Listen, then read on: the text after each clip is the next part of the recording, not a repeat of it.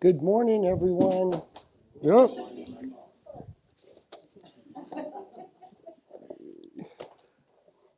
Whoa. That's such a beautiful song. Takes you right into the moment and everything. But today, Spirit was guiding me more or less like make a joyful noise, you know. And I love celebration of life services, and so this could be a celebration of life service, unique. But to just understand the depth of those words and the truth and love that just come out of it is transforming. The service today, I'm going to talk about Palm Sunday, Human Hearts Open.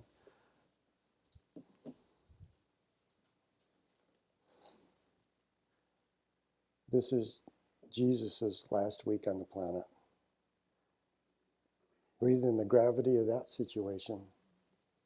He's been walking for 3 years, demonstrating the presence and power of God within man.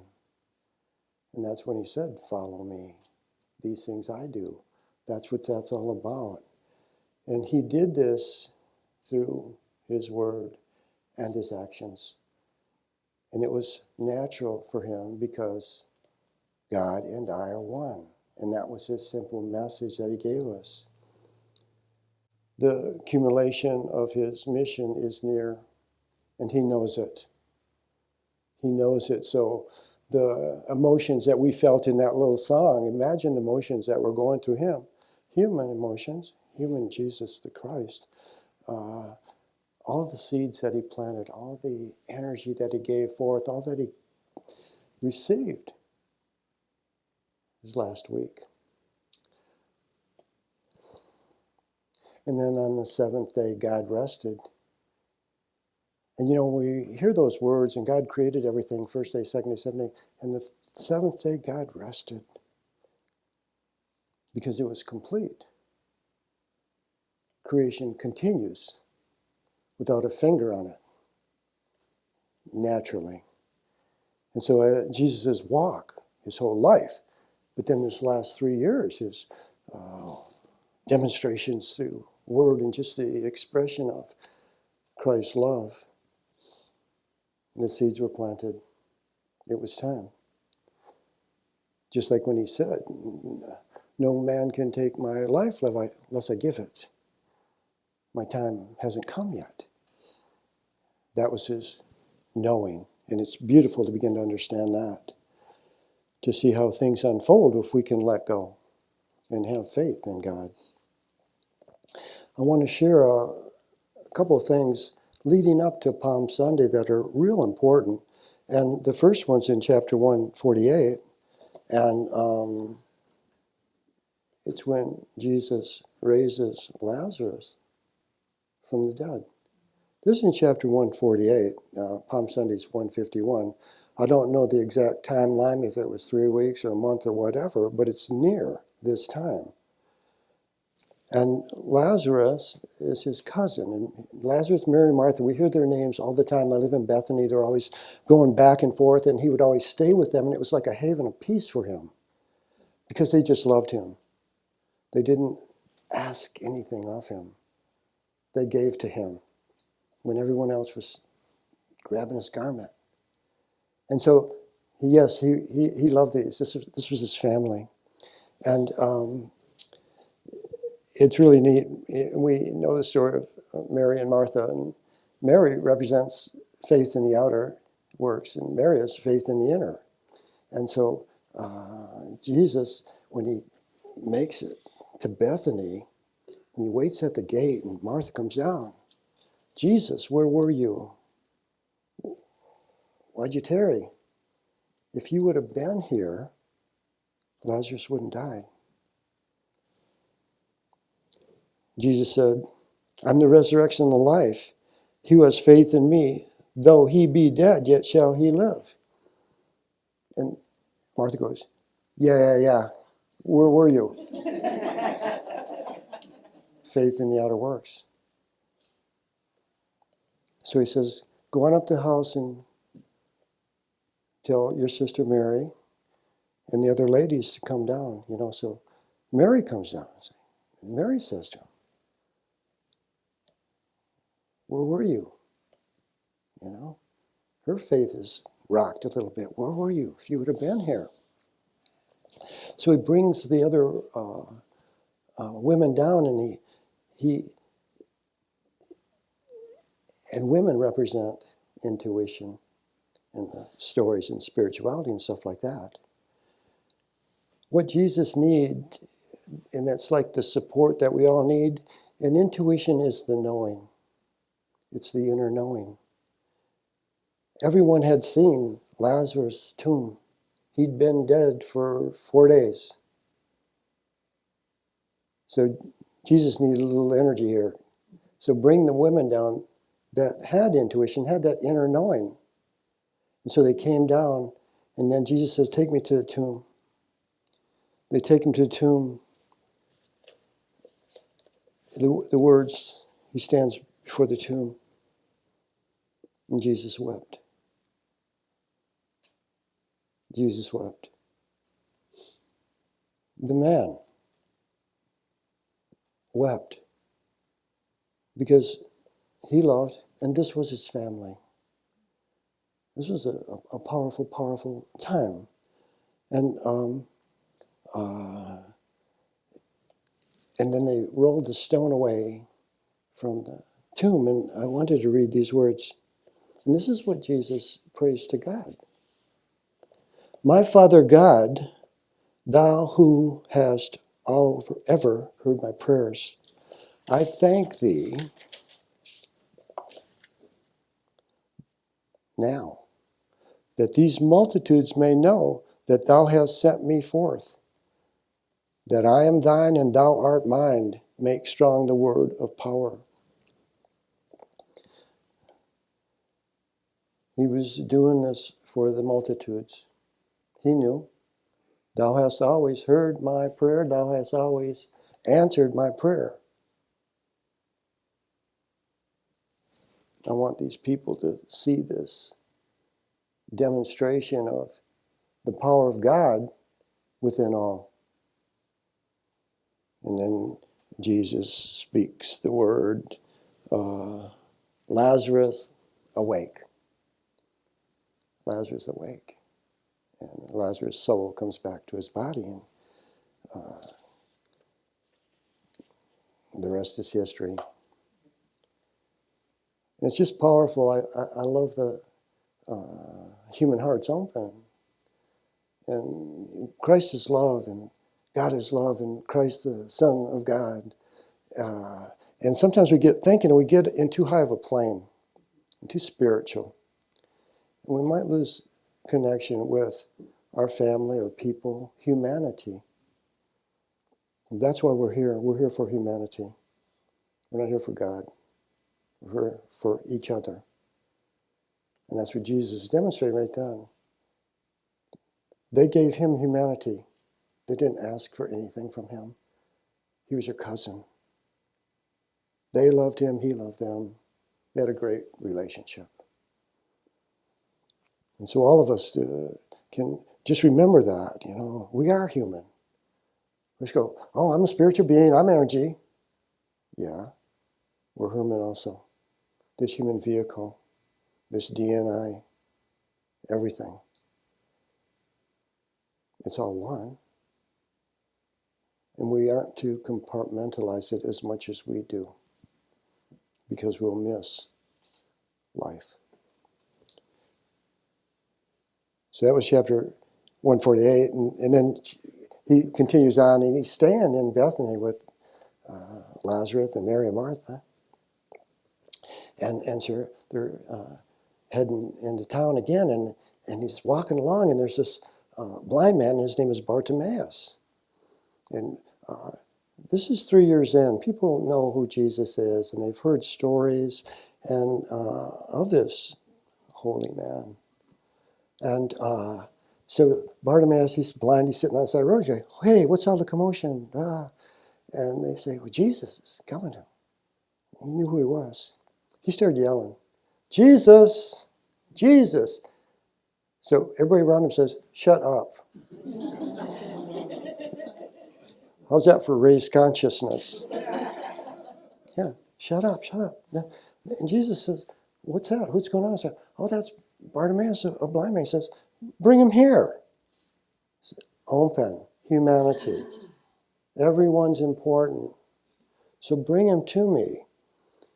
They get him up. Bartimaeus jumps up. And he takes off his robe and his outer garments and runs to Jesus. Runs to Jesus. Jesus says, what would you want? I'd want my sight. Jesus says, look up. Just look up. He gained his sight. He gained his sight just by looking up. And Jesus says, through your faith, you're healed. And he said that many, many, many times with people. Through your faith, you're healed. When Bartimaeus jumped up and took off his clothing, the clothing that they wore, the clothing that we wear, is our identity. So that's symbolic of taking off his old identity, victim, blind Bartimaeus, having faith in God, and then going to God. Not, come here, God. Come here, Jesus. He asked, who's that? Oh, I know who that is. Petition. Didn't listen to race consciousness. Do we listen to race consciousness too often? Collective, yes, goes through. In nods, how's that? To begin to look at some of the steps, we have to have faith. Lazarus, have faith. If you have faith, even the dead will live. Bartimaeus, have faith, look up. It's your vision. These are two little stories that are weeks before going into Jerusalem for Palm Sunday. So I'm going to read a little bit and then we'll go into that. And on the Sabbath day he went up in the synagogue and taught. This was in Bethany. Okay. And on the morn of the first day of the week, the Sunday of the week, he called his 12 disciples and said, so this is a Sunday. This day we go to Jerusalem. Be not afraid, my time has not yet come. See? My time has not yet come. So I don't need fear jamming my frequency of what I'm doing today. And don't we love to be surrounded by holy company? Positive, joyful, supportive energy? Fear not. My time's not come. We're going to be okay. You're going to be okay. And then the famous part of it is that he sends two disciples to this other little town. You're going to see a colt and an ass tied to a tree, you know. And I want you to bring those to me. And if anybody says anything, just say the master has need of them. And they'll give them to you. So they go there and they see a colt and a little ass, or an ass and a colt, one or two. And they get it. And the guy comes out and he said, the master has need of these. And he says, okay. So they all come back and bring them back to Jesus. And then when they bring them back to Jesus, they put some coats on the ass. And then Jesus begins the journey into Jerusalem. He's riding on the back of an ass. When he's riding on the back of the ass into Jerusalem, and the multitudes just start following him into town, and that's when the children are throwing flowers before him. The people are throwing the palms and the branches and things like that, and they're saying Hosanna, Hosanna in the highest. And it's a beautiful, beautiful vision. Most of us have seen the movie, but it's beautiful because the energy is so high. And once we begin to look at, that story and what's really happening. When he rode into town on an ass, it was some Erico, our Aramaic expert of culture at that time. It was very humbling. No self-respecting man would ride into town on the back of an ass. So it was very humbling. And this is Jesus' walk. He lived a very humble, radiant life, you know. And he rides into town, and the people are just gathering. And what happens? But they exalt him. That's where all this singing and all this joy and everything's coming from, because they recognize him. They've heard the stories. A lot of people were in Jerusalem. They wanted to see Lazarus, someone who'd been raised by the dead. Wouldn't you want to see that? We just got to go to Marietta. Let's go. It's not that far. They want to see Jesus. They want to see Lazarus. They want to get in this energy of love and transformation. They'd been seeking a Messiah. They'd been seeking a man from God to follow. And he was demonstrating. It was there. And that's where I'm saying that time,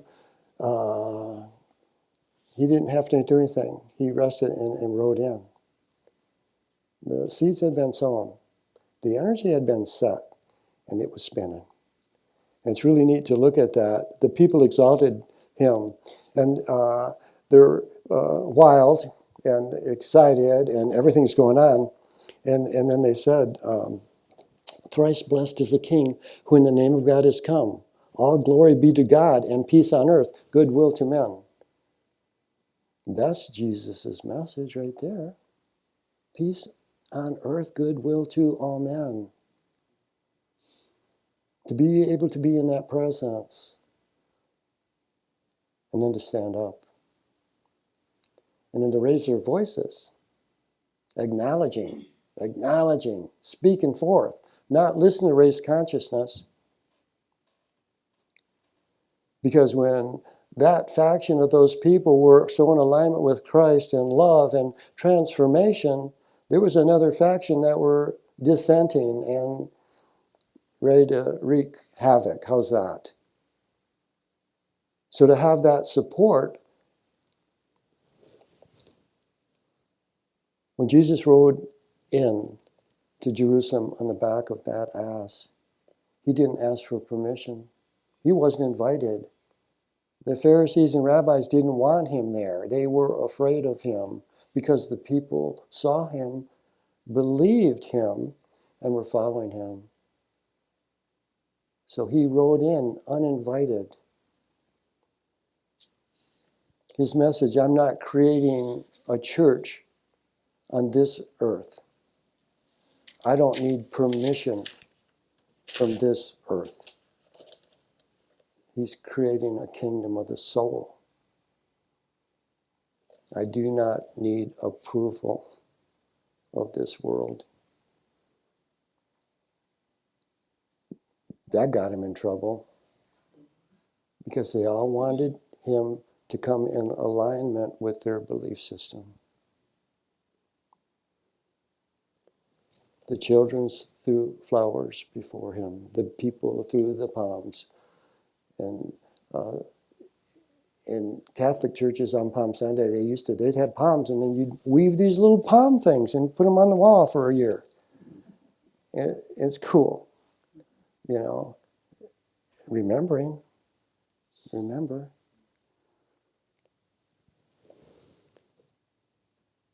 He's riding in. There are Pharisees standing by. They're not happy with the situation. The kids are yelling, praise be to Hosanna in the highest and things like that. Jesus, can't you shut these people up? Yeah, they aren't mincing words. Jesus said, if these should hold their peace, the very stones would cry aloud. It was bigger and beyond Jerusalem. This is planetary.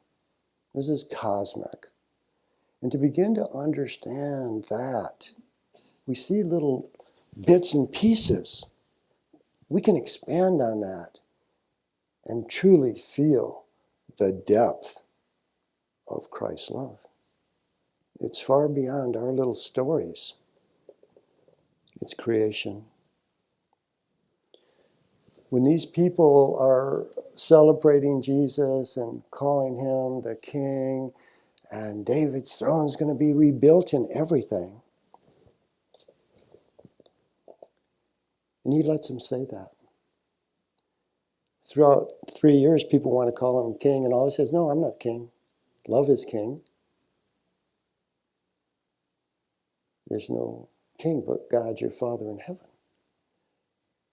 But this day, he let them sing and praise and call him king. And so what we say about that is that this is a time, this is a day when race consciousness bowed to the Christ.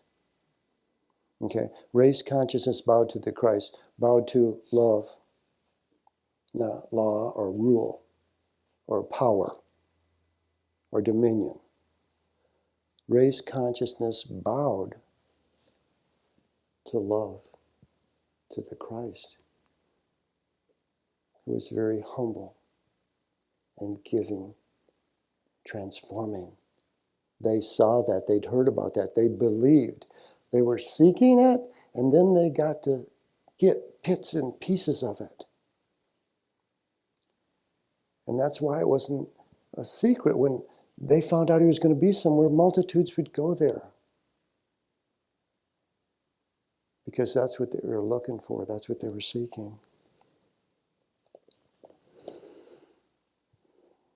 He allowed them to call him king.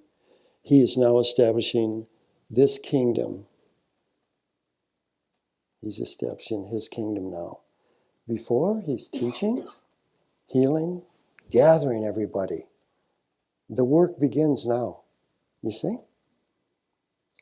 Gather together. Gather together. Remember who you are. And let's do this. The work is now. He draws up to Jerusalem, close. He's riding on this. And it says, he weeps. Jesus weeps. These are his people. These are his people. He came for them. He worked with them. Before he started this mission, when he went through all his training and everything, he was meeting with the 7 sages, and they were creating postulates for the preparation age for the age of Pisces right then. And they're all going, yay, God, Jesus, you can do this. He said, I didn't come here to do that. I didn't come here to create a church. I came here from a people, and my postulate is love is Son of God. So that's the postulate, that's the foundation stone of Jesus that he brought to his people. That's where he went, boom, and traveled around. Love is Son of God. And he told all the people, you're son of God, you're a daughter of God. You might not believe me, but I can give you some steps that you can walk out of your old world into your new world. And that's what Follow Me is all about. Follow your heart, the love, the light I am within a heart. He weeps for Jerusalem because he knows what's going to happen. In 30 years, the temple will be destroyed. Most of the Jewish people are going to be killed and scattered. He said this didn't need to happen. That's what hurt his heart, his human heart. But the play had to continue. We have to stand up and choose for ourselves. We have to go within and ask, is this true for me? And if we go, yes, this is true for me, follow that. That's the teachings of Jesus. Go within. It's the Father within.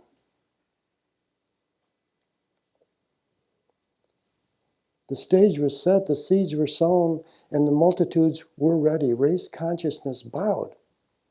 It's one of those signposts in our timeline. Raise consciousness bows to thee, Christ. Raise consciousness bows to love. That did not make the Pharisees happy. Of course, they hadn't been happy for 3 years. I don't think they'd been happy ever. Because until we know love, we can't be happy. We can have power and dominion and honor and not be happy. And that's the walk that Jesus came to reveal.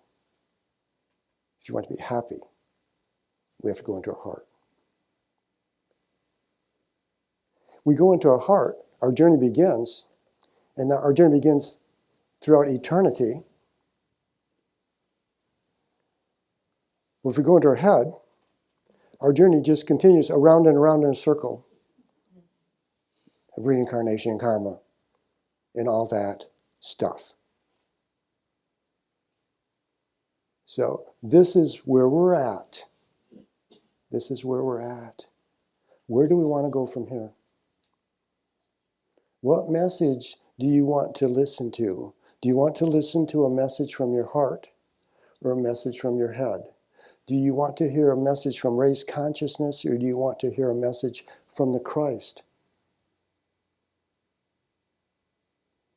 When I was sitting there and they were singing about Jesus, I was sitting like this, things like that. This happened. This is Jesus. He's with us always. Just let me share what you want me to share today. But he was right there. Look, there, look. And see, what message is this? Is real. And to begin to give ourselves permission to let go of coincidence and luck and erase fate. To begin to open up our heart, to begin to understand our destiny. For we are the sons and daughters of God.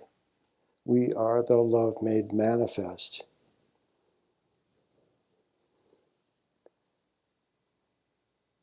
He lets them have it a little bit. I'm not even going to go into that one. But it's all about waking up. You know what you're doing. He continues on his journey, and the people, the crowds, follow him to the temple, still singing the songs, declaring he's king, priest to God. He goes to the temple and he just heals more people, you see. He didn't go sit on a throne. Bring my crown. Loving service. Loving service. They called him the Son of David. Hosanna to the King. He allowed this because it was time. You see? The seeds had been sowed. The energy had been sprinkled. Love had been watered upon each sparkle of light on the planet. And it was time. I think one thing that we can endeavor to remember is that it's our opportunity to choose life and how we want to live it. And to turn away from race consciousness.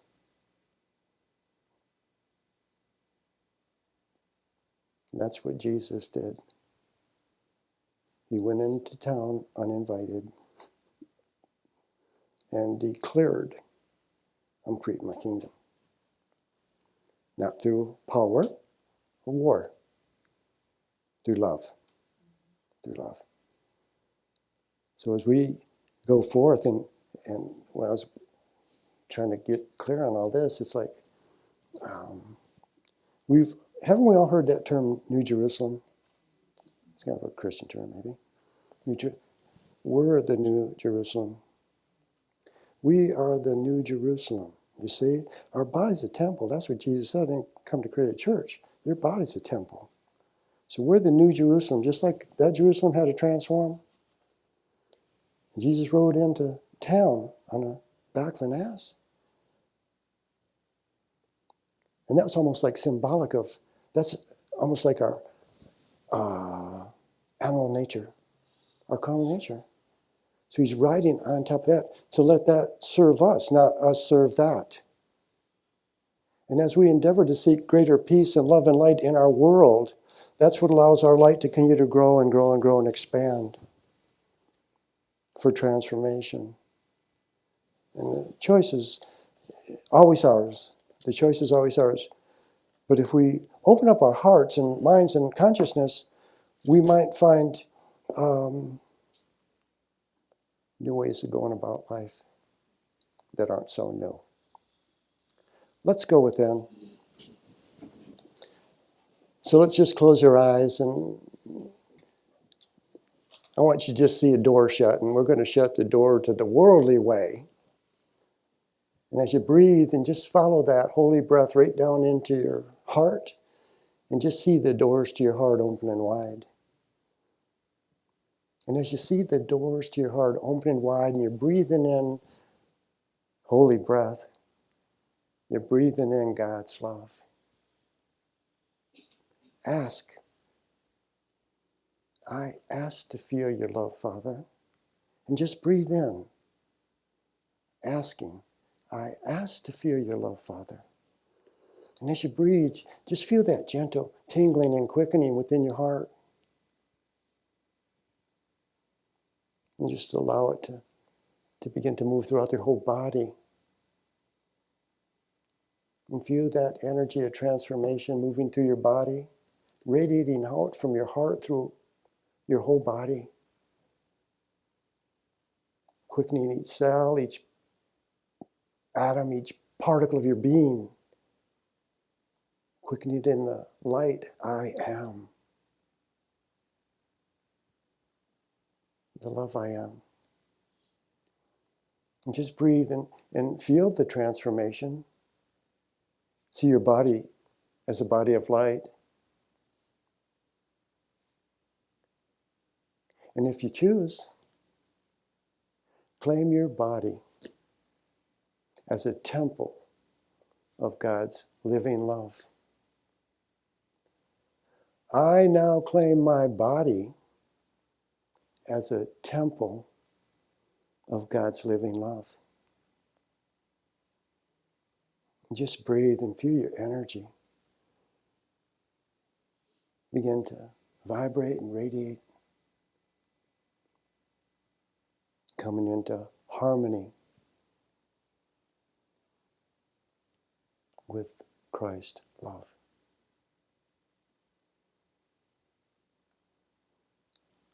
Just breathe. Breathe and feel. Be still and know. Be still and know.